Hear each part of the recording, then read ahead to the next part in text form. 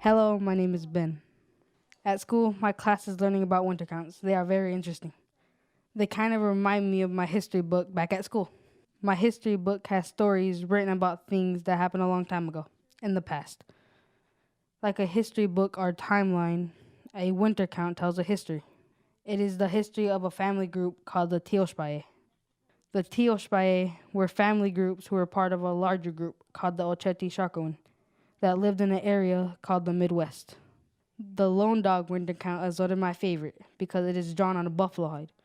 Others were also drawn on buffalo hides or other types of hides or ledger paper. Each year at the beginning of winter, members of the Teospaye would select the most important thing that happened since the last winter. Then a special member of the Teospaye called the keeper of the winter count would draw a picture of the event. Each picture on a winter count represents a special event that took place in the past.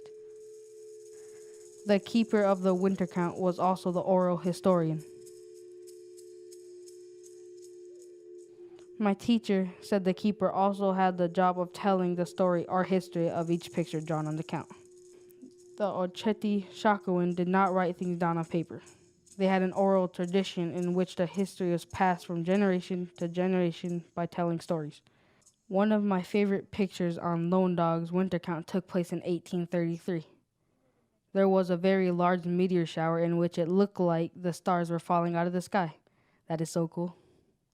My teacher had us complete a special project to help us remember winter counts. It was kind of like a winter count, but it was different. We had to draw pictures of 3 special events that took place the last year. One event was to be selected by a grandparent, one by a parent, and one by me. I was surprised at how hard it was to select one event for the year. I can't imagine how hard it would be to select one event for an entire group. To start, we cut out a large piece of construction paper into the shape of a hide. Then we all had to draw our own picture. My grandpa drew a picture of my grandmother because they had their 40th anniversary. My grandma is so nice. My mom drew a picture of my baby sister who was born this year. I drew a picture of my dad who was very sick. He is better now. I love the way it turned out. With the help of a grown-up, you should try this fun activity.